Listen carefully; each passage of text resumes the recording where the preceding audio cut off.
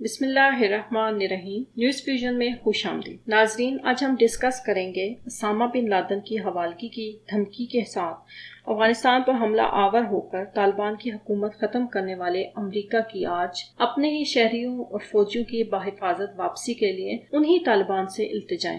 دوسری خبر ہے امریکہ کی اپنی ہی پیدا کردہ دہشت گرد تنظیم داعش کے خلاف جعلی جنگ۔ تیسری خبر شام میں داعش کو تباہ کن جواب دینے والے قبائل کی امریکہ کے ہاتھوں گرفتاری ہے۔ ناظرین، ان خبروں کی تفصیلات سے پہلے آپ سے گزارش ہے کہ اگر آپ کو ظلم کے خلاف بولنے اور مظلوم کے حق میں آواز اٹھانے کی ہماری کاوش پسند آئے تو ہمارے چینل نیوز فیوژن کو سبسکرائب کریں اور اس ویڈیو کو لائک اور شیئر کریں۔ خبروں کی تفصیلات امریکہ کے مشہور تجزیہ نگار کے ٹویٹ سے کرتے ہیں۔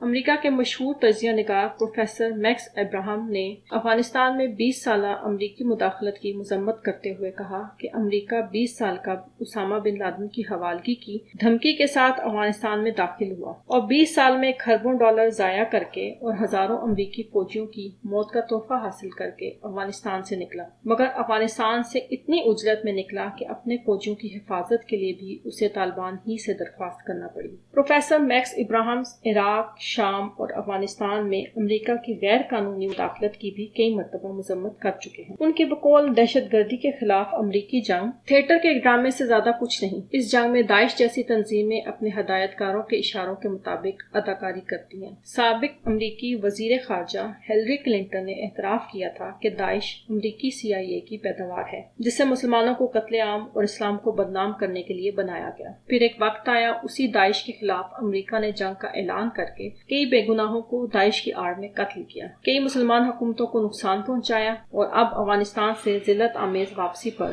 پھر داعش امریکہ کی مدد کو آن پہنچی اور کابل ایئرپورٹ پر حملہ کرنے کی ذمہ داری قبول کر کے ایک بار پھر امریکہ کو افغانستان پر ڈرون حملوں کا جواز فراہم کر دیا تاکہ طالبان، جو کہ اب اسلام کا معتدل چہرہ دنیا کو دکھا رہے ہیں، ان کی حکومت کو استحکام نہ مل سکے۔ داعش اس سے پہلے شام اور عراق میں اپنی دہشت گردانہ کارروائیوں کی وجہ سے خوف کی علامت سمجھی جاتی تھی اور امریکہ اس پر حملوں کی آڑ میں شام کی اہم تنصیبات پر حملہ کر کے انہیں تباہ کرتا رہا۔ اب وہی سب طالبان حکومت کے خلاف بھی دہرایا جا سکتا ہے۔ اب بات کرتے ہیں امریکہ کی منافقانہ اور دوغلی پالیسی کے بارے میں۔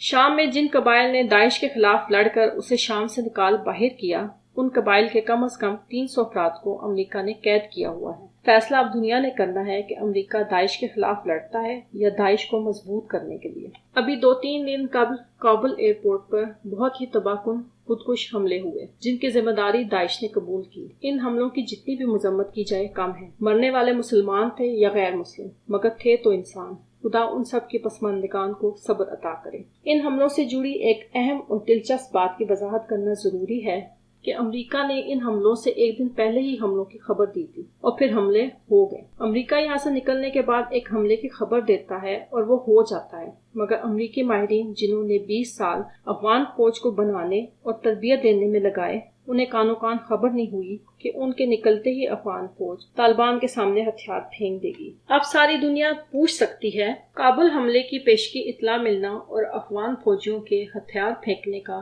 کانوں کان پتہ نہ چلنا، ان دونوں خبروں میں کیا حقیقت ہے اور کیا فسانہ؟ آخر پہ خدا سے دعا ہے ملت اسلام کو اپنے سب دشمنوں کو سمجھنے اور ان کے خلاف متحد ہو کر لاہ عمل طے کرنے کی توفیق عطا کرے۔ آمین۔